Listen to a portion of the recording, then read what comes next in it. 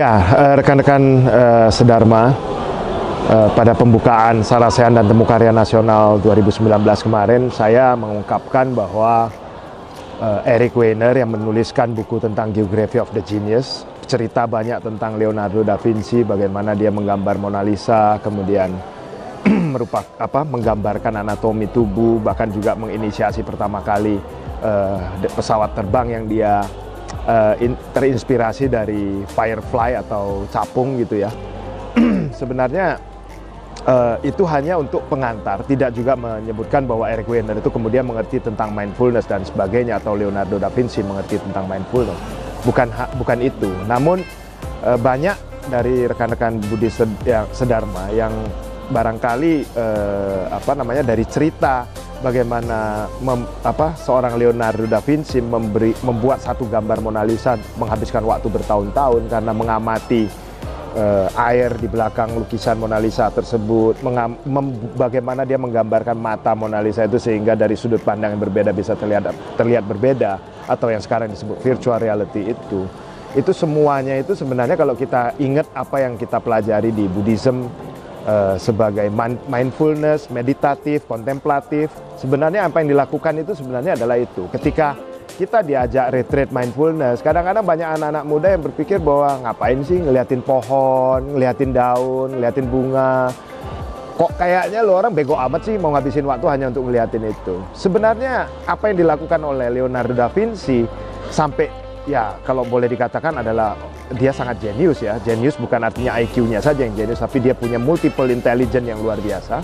Itu ya karena dimulai dari bagaimana melihat sebuah fenomena itu dengan menghadirkan dirinya pada saat itu, right here, right now-nya dipraktekkan betul oleh dia, sehingga dia bisa melihat bagaimana capung bisa terbang dan berhenti dengan kepakan sayap yang seperti itu, getarannya dan seterusnya. Menurut saya apa yang dipraktekkan di mindfulness retreat yang yang sering kita lakukan di berbagai daerah, itu sebenarnya adalah mengembalikan kita ke originalitas kita supaya kita bisa hidup dengan mindful, dengan eling, bisa menghadirkan diri kita sepenuhnya pada saat itu, sehingga kita nggak bising dengan segala keributan di sosmed, keributan yang lain-lain yang membuat kita itu jadi manusia-manusia yang reaktif. Buat saya kreativitas tertinggi itu adalah yang ditampilkan oleh Leonardo da Vinci, atau kalau Anda baca komik Zen-nya Steve Jobs juga salah satu yang sangat mencintai gurunya sendiri adalah guru Zen, dan praktek-praktek mindfulness itu menurut saya adalah praktek yang menghasilkan kreativitas yang luar biasa. Orang sering berpikir bahwa mengubah ini ditambah, dikali, dibagi, dikurangi itu adalah kreativitas. Menurut saya itu kreativitas yang kreativitas, tapi bukan level kreativitas yang tinggi. Level kreativitas yang tinggi itu adalah yang didasari dari mindfulness. Kok bisa ya? Ya bisa. Anda barangkali dalam analogi yang saya sampaikan, misalnya ketika Anda buang air besar atau buang air kecil di toilet. Maaf kalau analoginya agak sedikit jorok gitu ya.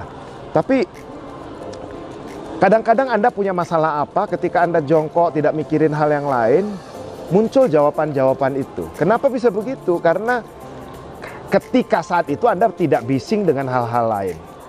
Nah, kalau kita bisa menghadirkan mindfulness itu setiap saat dalam kehidupan kita, bayangkan betapa banyak hal-hal, terobosan-terobosan yang bisa kita hasilkan dalam hidup kita. Jadi Anda bisa jadi manusia yang unggul, bisa menjadi manusia yang super, yang hebat kalau Anda bisa mempraktekkan mindfulness sesering mungkin. Dalam kehidupan kita, kita bisa terus menghadirkan kewarasan, keelingan, kewaspadaan di dalam kehidupan kita detik demi detik. Kita akan jadi manusia yang paling bahagia, ya. Jadi rekan-rekan Sedharma, saya kira Buddhism sudah memberikan tools yang sangat besar buat kita untuk bisa berselancar di dalam kehidupan ini. Praktekkanlah, jangan cuma dianggap bacaan doang. Buddhism is not about baca berapa banyak kitab, tapi tentang bagaimana mempraktekkannya dalam kehidupan sehari-hari. Saya kira demikian rekan-rekan sekalian.